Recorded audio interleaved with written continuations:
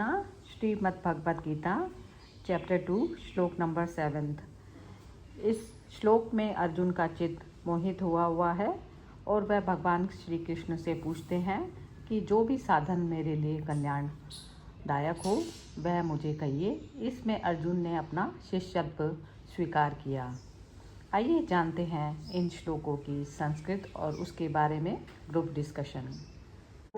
दोषोपह स्वभाव पृक्षामि त्वां धर्म सम्मूढचेताः यक्ष श्रेय स्वानिश्चितं ब्रूहि तन्मे शिष्येतहं साधिमां त्वां प्रपन्नमं नहि प्रपश्या। नहीं, एक एक करके ही पढ़ते हैं। तो सिंह साहब आप जरा इसकी हिंदी पढ़िएगा। ओके।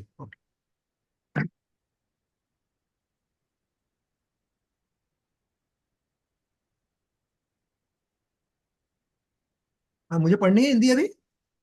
हाँ जी, ओके। हाँ, इसलिए अर्जुन बोल रहे हैं, इसलिए कायरता रूप दोष से उपहत हुए स्वभाव वाला तथा धर्म के विषय में मोहित चित्त हुआ मैं आपसे पूछता हूं कि जो साधन निश्चित कल्याणकारक हो वह मेरे लिए कहिए, क्योंकि मैं आपका शिष्य हूं, इसलिए आपके शरण हुए मुझको शिक्षा दीजिए। हाँ जी। अब इसका विमी जी जरा इसको एक्सप्लेन करो आप। हाँ जी। हाँ, इसके अंदर जब अर्जुन सबसे पहले कह रहे हैं इसलिए कायरता रूप दोष से उत्पन्न हुए, क्योंकि कृष्ण पहले उससे कह चुके हैं कि इस तरह से ना, जैसे युद्ध में तू बीच में खड़ा है और यहाँ से अब तू वापस जाएगा तो वो कायरता है, ये तुझे जैसे सूट नहीं करती। फिर स्वभाव धर्म के विषय में मोहित चित्त हुआ, तो वहां पर भी फिर से जैसे वो खुद ही उसे कृष्ण की बात पर पूरा अग्री भी वो कर रहे हैं अर्जुन कि भाई जैसे कृष्ण ने कहा कि तू आसपास के विषयों में और कि क्या तेरा धर्म है, उससे तू जैसे मोहित हुआ तेरा मन, आसपास के तेरे गुरुजन और तेरे अपने खड़े हैं तो उनसे मोहित हो रहा है। तो उसको वो उसका भी उसको वो मतलब वो कृष्ण की जैसे हर बात को मान भी रहा है और समझ भी रहा है। फिर वो कह रहा है कि मैं आपसे पूछता हूँ साधन निश्चित कल्याणकारक हो।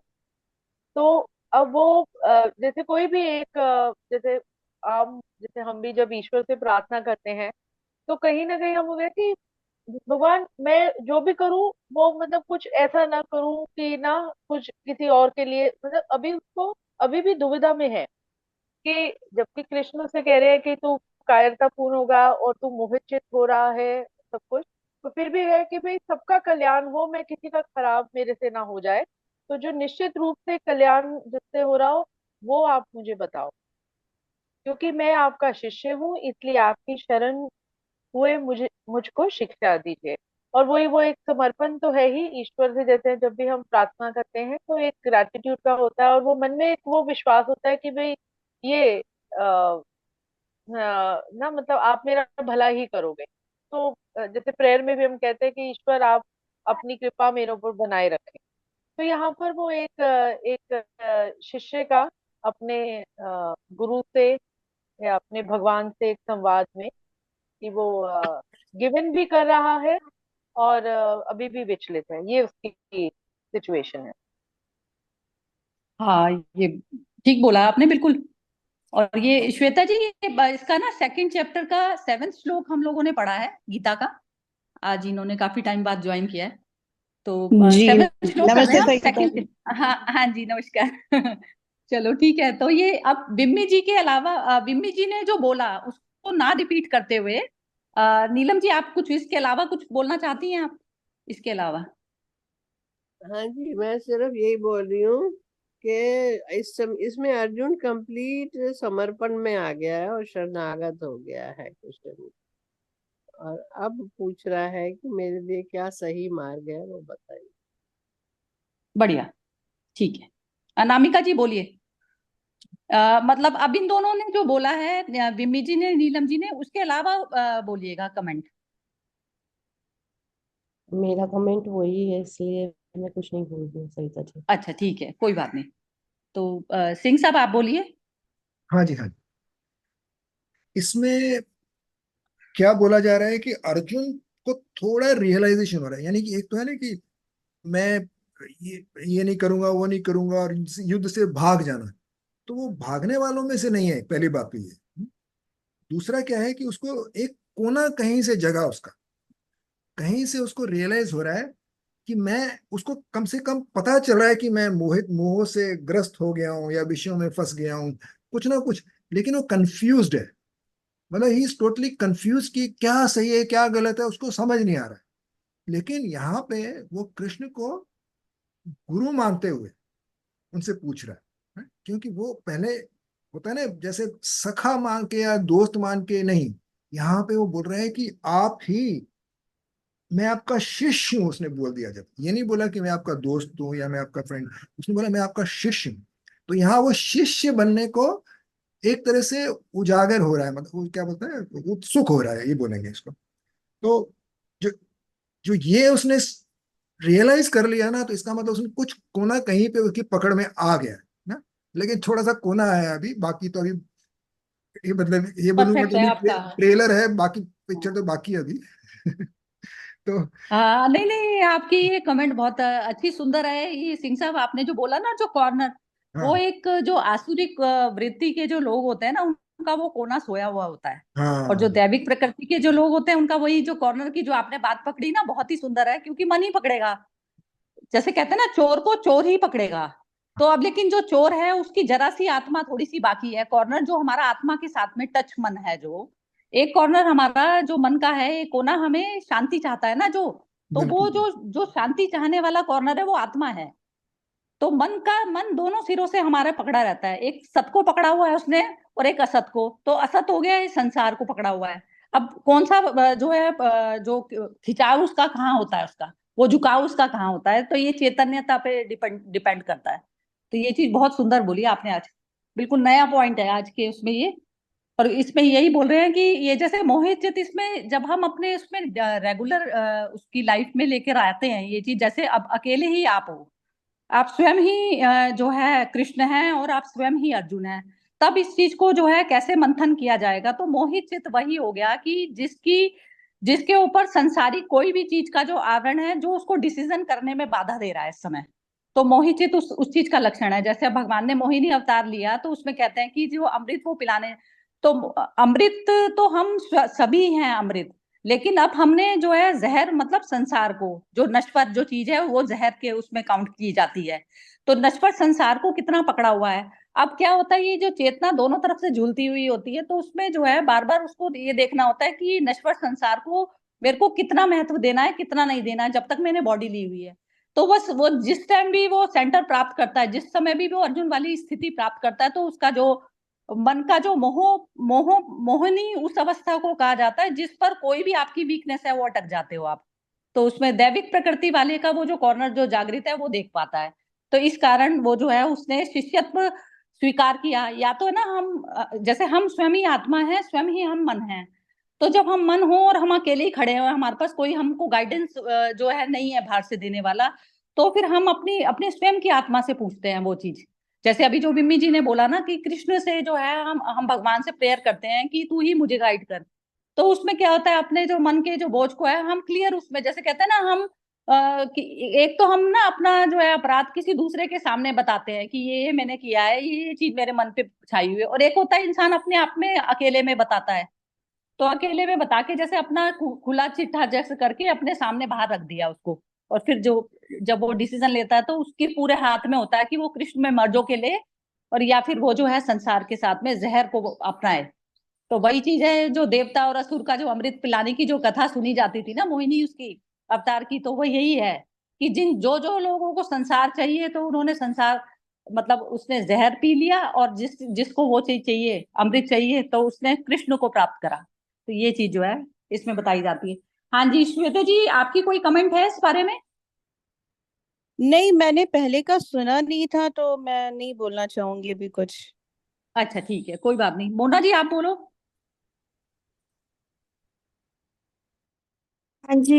इसमें इससे अलग तो कुछ नहीं बोलना जो अभी तक सुना है। मतलब तो इंसान की फाइनल भी, वर्ड। नॉर्मल इंसान की भी स्थिति ऐसी आती है जब वो इस दुविधा में होता है। तो उसको वही होता है भी, कहीं मेरे को शांति मिले, कहीं मेरे को मार्गदर्शन मिले। परफेक्ट।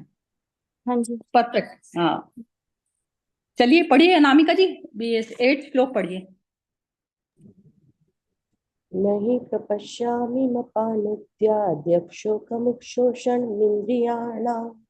अवाप्य भूमौ वस्पत्नमृद्धं राज्यं सुराणामापि चाधिपत्यम्। हाँ मोना, जरा इसकी हिंदी पढ़ो आप तुम।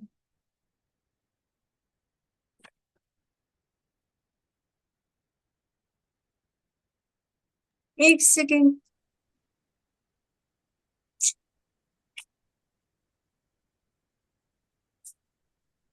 ये कौन सा है, नहीं पता। अच्छा चलो ठीक है, नहीं सिंह साहब पढ़ेंगे फिर। सिंह साहब आप पढ़िए। ये ये हाँ जी। क्योंकि बुद्धि में निष्कंटक वाला है ना? हाँ जी, मैं पढ़ूं? नहीं है। हाँ नहीं, अब सिंह साहब पढ़ेंगे। वो ना थोड़ा अवेयरनेस में बैठना पड़ेगा, और यदि नहीं बोल सकती हो तो कोई मैटर नहीं है, सिंह साहब बोलेंगे। हाँ जी। ठीक है। हाँ जी। तो 8वें श्लोक में अभी अर्जुन कंटिन्यू कर रहे हैं और बोल रहे हैं कि क्योंकि भूमि में निष्कंटक धन धान्य संपन्न राज्य को और देवताओं के स्वामी पने को प्राप्त होकर भी मैं उस उपाय को नहीं देखता हूं जो मेरी इंद्रियों के सुखाने वाले शोक को दूर कर सके। बहुत सुंदर। हाँ जी बिम्मी जी, आप ही एक्सप्लेन करिए, फिर उसके बाद में पूछेंगे सबसे। हाँ जी। इसमें भी यहाँ पर वो उसकी मन की ही दुविधा यहाँ पर दिख रही है। वो कह रहा है कि सब कुछ धन धान्य सम्मान संपन्न राज्य को देवताओं के स्वामी पने को प्राप्त होकर भी, मतलब मेरे पास उसके पास मतलब जैसे वही हमारी मन की स्थिति होती है बहुत बार कि सब कुछ आसपास है भी है, पर एक वो बेचैनी मन में है उसके। तो वो कह रहे मैं उस उपाय को नहीं देखता हूँ जो मेरी इंद्रियों के सुखाने वाले शोक को दूर कर सके।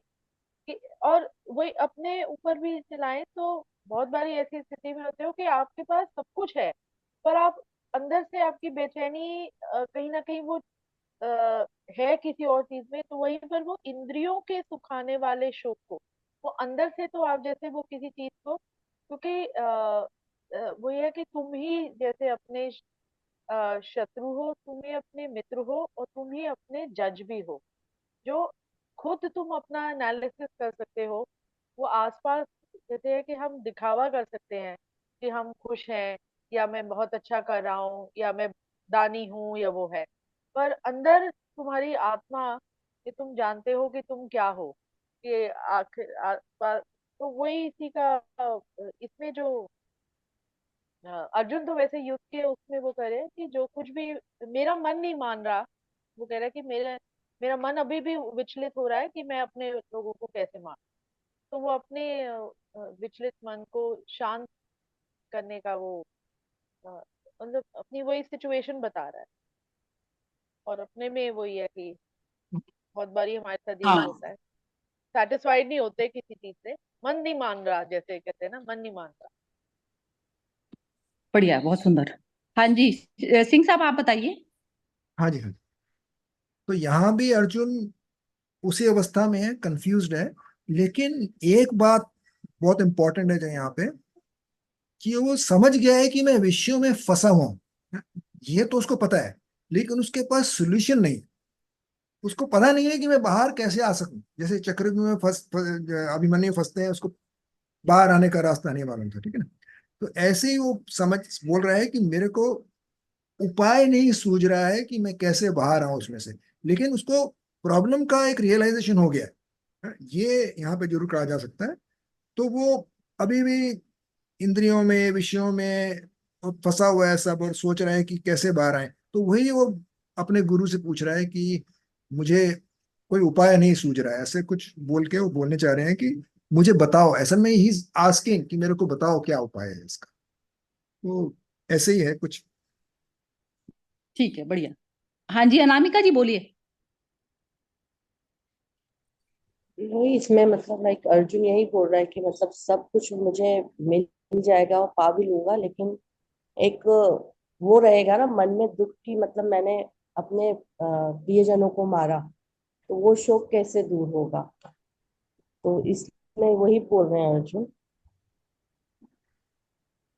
ये जो है ये वाला पॉइंट आप देखिए इसमें कि ये जो धन धान्य संपन्न राज्य लिखा है ना इसमें, तो इसमें ये धन धान्य संपन्न राज्य में तो उसको एक सुई की नोक के बराबर भी दुर्योधन देने को तैयार नहीं था। तो अभी फिलहाल उसके पास कुछ भी नहीं है, हम्म। उसके पास सुई की नोक के बराबर भी वो राज्य देने को तैयार नहीं था उसको। तो अब यहाँ पर जो ये वर्ड यूज किए गए हैं धन धान्य संपन्न, तो वो चीज जरा बताइए कि मतलब उसको वो मिल भी जाएगा तो भी मतलब उसका वो जो है मन, वो नहीं होगा ना, मतलब कि मतलब उसे वो चाहिए बोले, मतलब मुझे चाहिए नहीं, मतलब वो उसको गिल्ट रहेगा मन में, इसमें अर्जुन हम्म, को।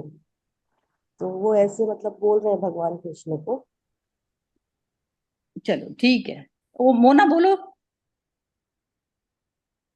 नहीं जी। हाँ नीलम जी बोलिए। हाँ जी, जय श्री कृष्ण।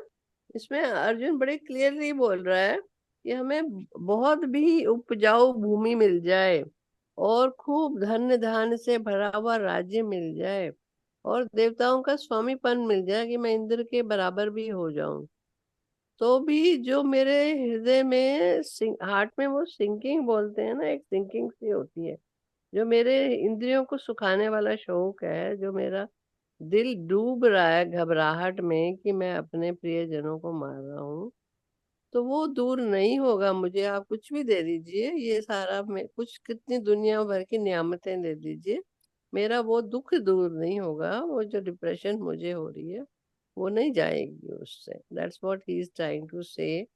तो वो श्री कृष्ण को बोल रहा है मुझे कोई दूसरा रास्ता बताइए। जय श्री कृष्ण। अच्छा अच्छा, मेरे जी। हिसाब से ये है इसकी। कोई कोई और बोलना चाह रहा है? हाँ बोलो। हाँ जी। मैं मतलब ये मेरे को ये लगा, ये जो अर्जुन की सिचुएशन है, ये 100 में से एक दो बंदों की आती है। ये सिचुएशन सबके सबके अंदर नहीं आती। ये मतलब थिंकिंग कि मतलब मेरे को ऐसा कुछ नहीं चाहिए हो, वरना सबको वही सब कुछ समेटने में दिमाग लगा रहता है। ऐसी सिचुएशन 100 में से एक दो बंदों की आती है, जिसको ये आती है और वो फिर आगे भी बढ़ जाता है। यही बोलना था। हाँ नहीं नहीं ठीक है, बहुत अच्छा है। कोई भी इसमें अपना एक्चुअली क्या है जो जहां से ये जो गीता है ये टोटल जो है मनोविज्ञान ही समझ लीजिए आप इसको, कि मन विज्ञान मनोविज्ञान है। अब इसमें मेरे हिसाब से ये इसकी एक्सप्लेनेशन ऐसी होनी चाहिए। बाकी तो जहां पर जिस लेवल पर ये गीता जो लिखी गई है, तो वो मन स्थिति जब तक हमें अपनी व्यास जी की नहीं पता हो, क्योंकि व्यास जी का पूरा रिलेशन था इनके साथ में, उनके ही पुत्र थे धृतराष्ट्र और पांडु। तो इस प्रकार से जो उन्होंने फिर भी एज अ साक्षी की तरह से जो वो लिख पाए ये चीज, तो वो मन स्थिति को अपनी ही मन स्थिति को रीड करके और फिर जो है सामने वाले की भी सारी मन स्थितियों को रीड कर सकता है जब मनुष्य स्वयं को जानता है। तो स्वयं होता है चैतन्यता पे आना, माइंड को मैं पढ़ने वाली हो गई तब तब तब पता चलती है। तो इसमें है ना जो अर्जुन का जो ये श्लोक है ये बाहरी तौर से नहीं है, उसमें कह रहे हैं देवताओं के स्वामी पने को प्राप्त होकर।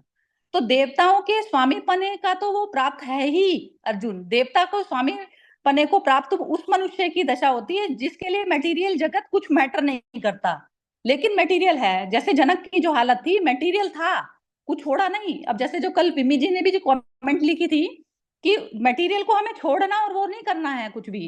अब राजा जनक को भी जब उसने अष्ट ने ज्ञान दिया तो कुछ नहीं छोड़ा, लेकिन क्या था कि आप जब धन के साथ में अटैचमेंट नहीं है तब आप उसका ढंग से सदुपयोग कर सकते हैं ना, नहीं तो हम बचा लेंगे उसको। हम पूरा 100% मिटते नहीं है कोई भी कार्य करने में, हम खुद बचे रह जाते हैं, क्योंकि बचे रहना मतलब हमारे मन की कमजोरी कुछ थी तो उसमें हमने 100% नहीं वो किया।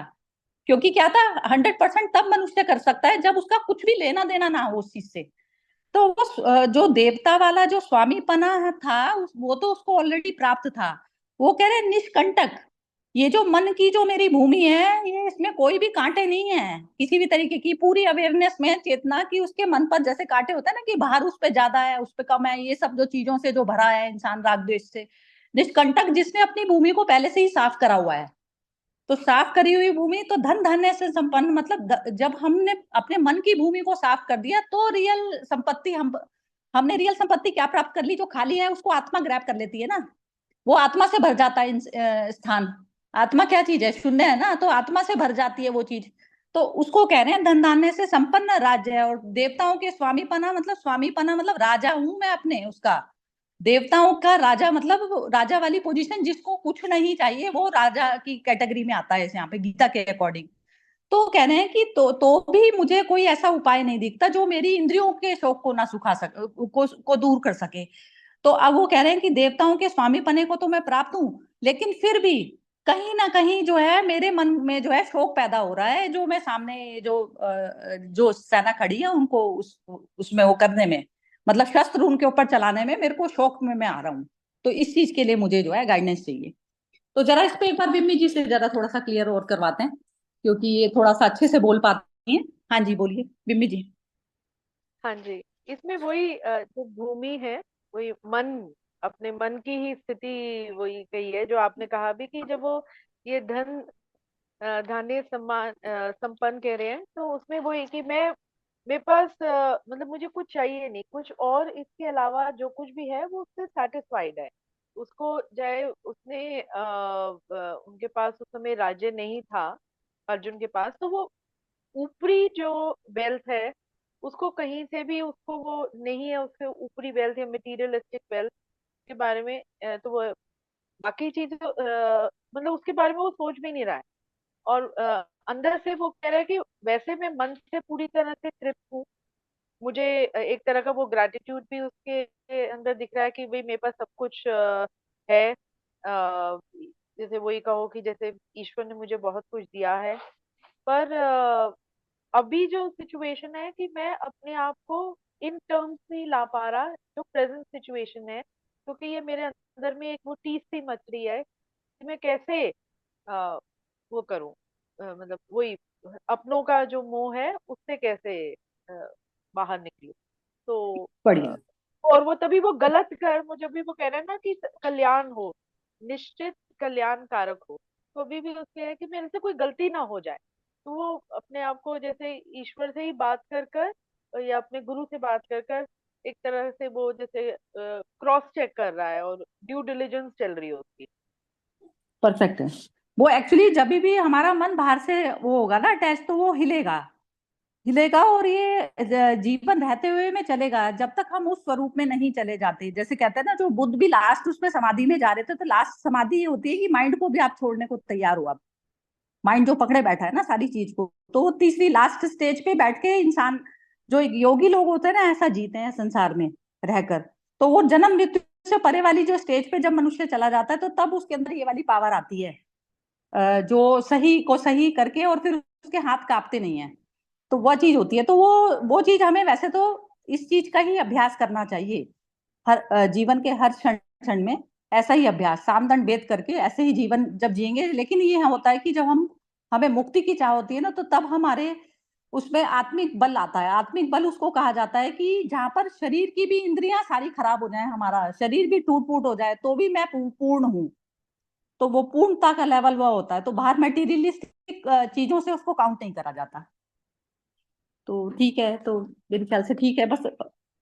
तो 9 हुए, तो एक श्लोक और कर लें क्या? क्या कहते हैं सिंह साहब, आप क्या बोलते हैं, बोलिए।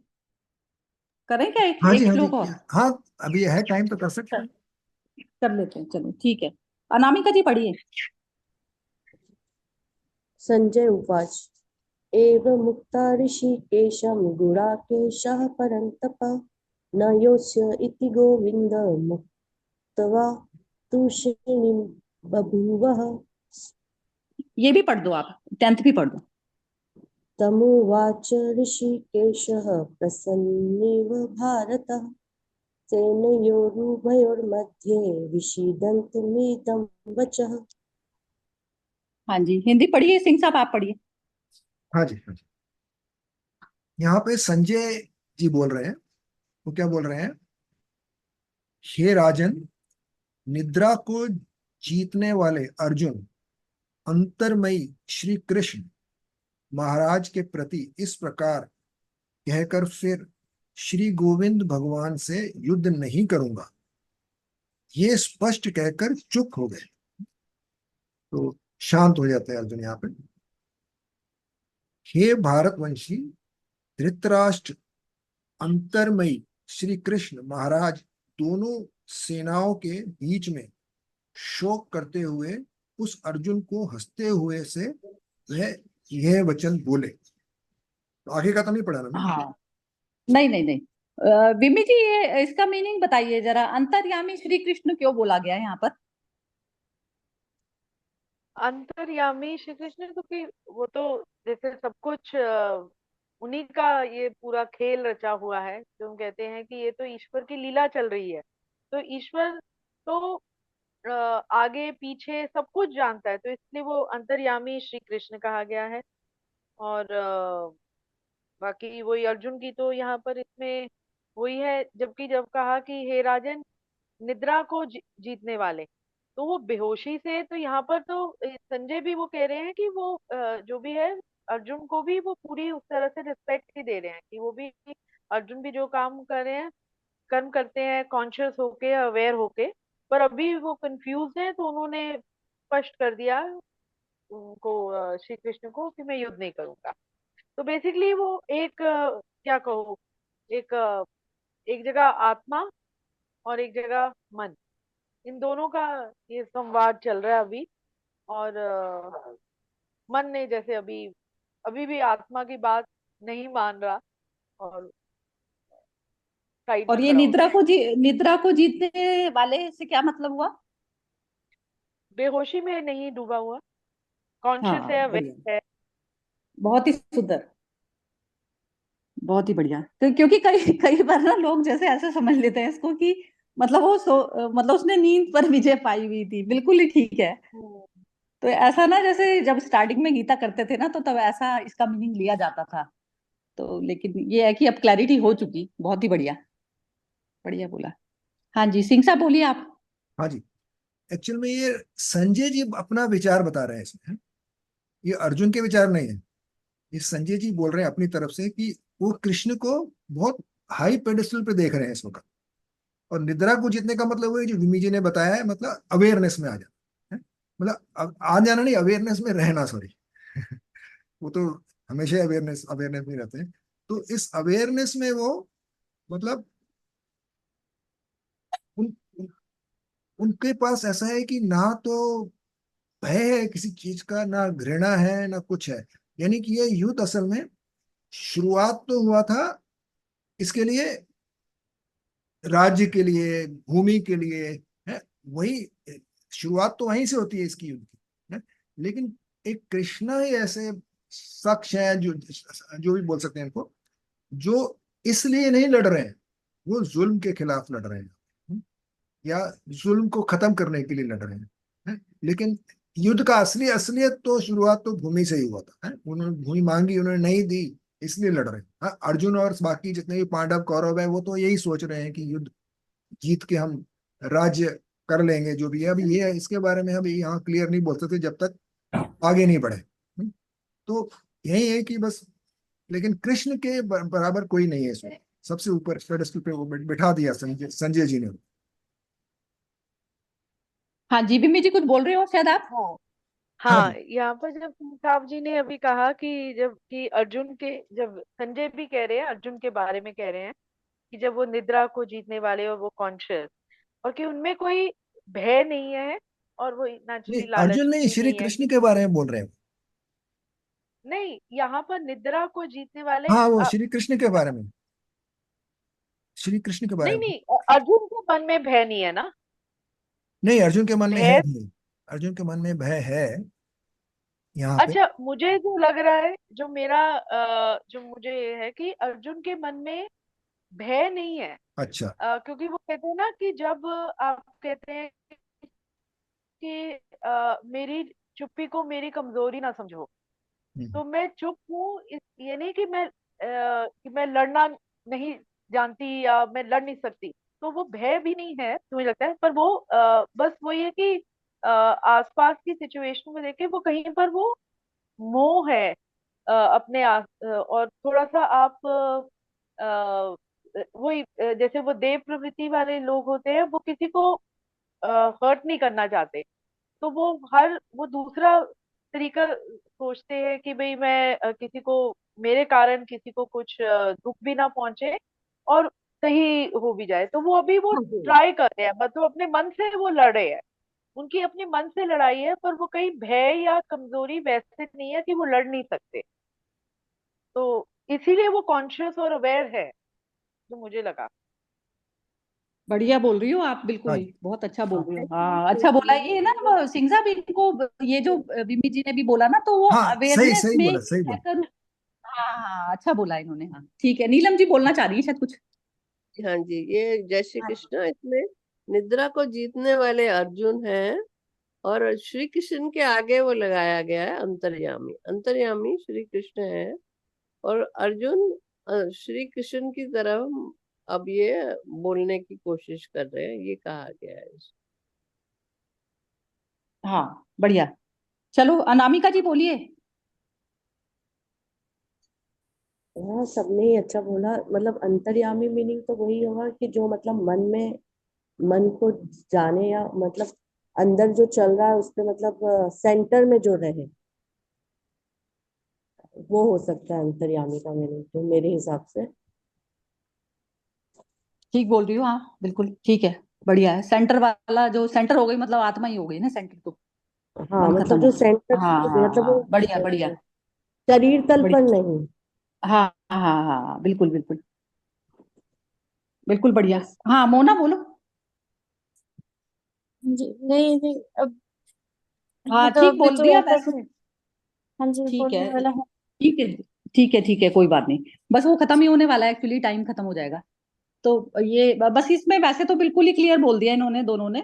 बिम्बी जी ने तो बहुत ही सुंदर ढंग से एक्सप्लेन कर दिया। ये सिंह साहब की भी बिल्कुल जो सोच है ना, सिंह साहब बिल्कुल मैच खा गई है, बिल्कुल ऐसा लग रहा है। बिल्कुल। तो वो निद्रा को जीतने वाला तो वही हो गया जो अवेयरनेस में, लेकिन अभी मन एग्जिस्ट करता है।